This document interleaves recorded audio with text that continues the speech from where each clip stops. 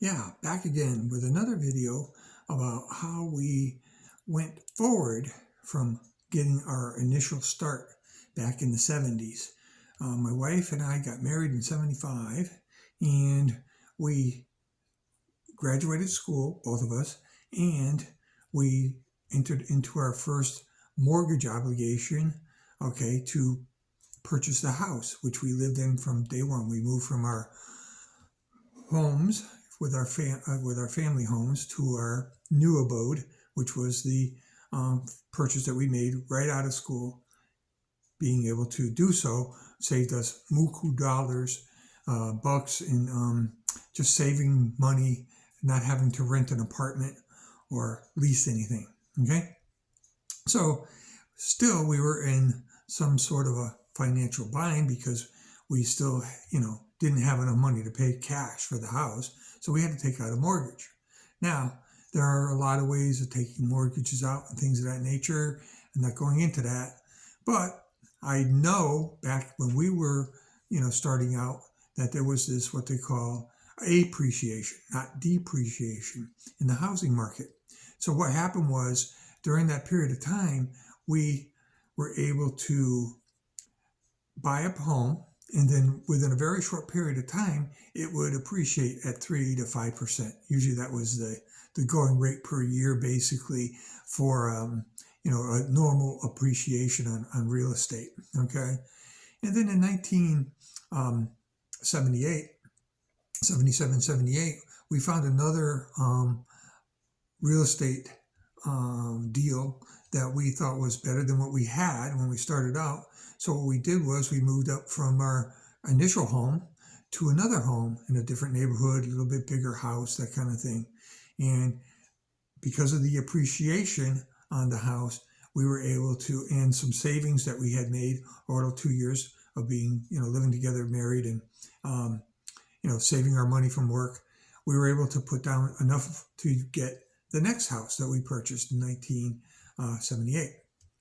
Then after that, we lived there for a couple of years, and then an opportunity of a lifetime came where we could move up into a very nice neighborhood, okay, with very nice schools, and it was like the cream of the crop as far as the neighborhoods and the towns that you would live in at that period of time, around 1980, okay. And we went from like a $25,000 or $26,000 mortgage on house one up to $100,000 on house three, okay, in 1980. So you see how appreciation was working, and we were able to just barely get into that property. And once we did, okay, I realized that it's cheaper, like I started off in my original video about, getting my start, to own than it is to owe somebody and pay a mortgage and things of that nature. So that's when we started to put down, and believe it or not, it saves thousands of dollars, this method, and it saves years of mortgage payments. And what we did was we started by just putting an extra $50 towards the mortgage payment every month. And after the first year, I noticed, wow, my equity in the house was going up and my interest rate was going down. So I says, wow. So we bumped it up a little, whatever we could afford. And the beauty of this method is if you can't do it in a given month, you can not do anything. Just make your minimum mortgage payment instead of trying to refinance or do any of that kind of fancy stuff that people tell you to do. Just make sure you don't have prepayment penalty on your mortgage, and just make an extra payment when you can. Okay, and then that'll save you months, or if not years, of mortgage payments and thousands of dollars. So we started doing that, and then when we got our tax returns and things of that nature at year end, instead of going out and buying a car with it or something, we put it towards the mortgage. And then when we got a little extra cash here and there, if it wasn't $100, we might make a $500 extra, mortgage payment. All right. And believe it or not, okay, from 1980, we made our last mortgage payment in 1987. Okay. And we were debt free as far as the mortgage was concerned in 1987. So what that did was that gave us financial freedom, okay, from having to make mortgage payments.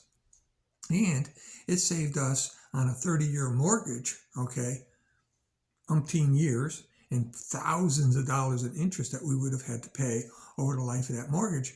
So it is possible, if you budget correctly and you are, financially able, to get rid of your mortgage in like 7 years, which is what we did. We eliminated our mortgage completely within 7 years and was mortgage free.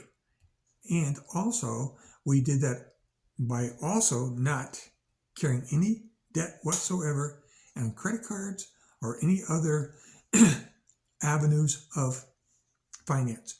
We just did it basically on the cash basis, and we were able to, in a very short period of time, eliminate our mortgage completely.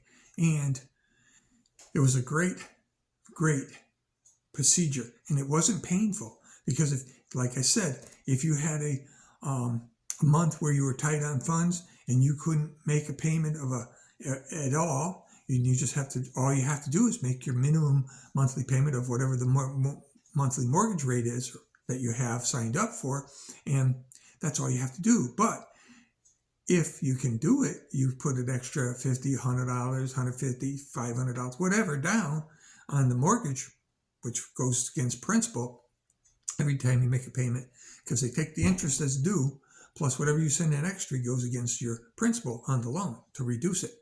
So you definitely want to try this method, because it will save you thousands of dollars in interest payments, and it will shorten your mortgage up considerably. At just the $50 or $100 a month, it would have probably taken a 30-year mortgage down to about 20 or 15 years, okay?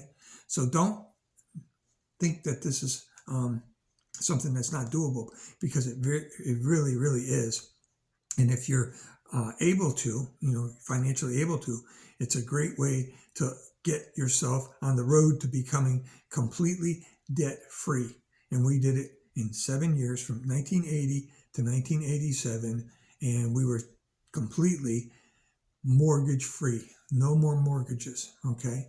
And as a rule, from my first video, we don't carry any credit card debt, okay? So that was one of the things that I wanted to bring up today, is how to get rid of your mortgage debt quickly and live mortgage-free in your home, which you will own 100%. And also, there's also another plus to that, is if you are financially, after you pay off your mortgage, you will accumulate that mortgage payment every month. And what will happen is eventually you will become, you will save enough to where you probably got enough to replace your house, like you have to carry insurances on your house when you have a mortgage.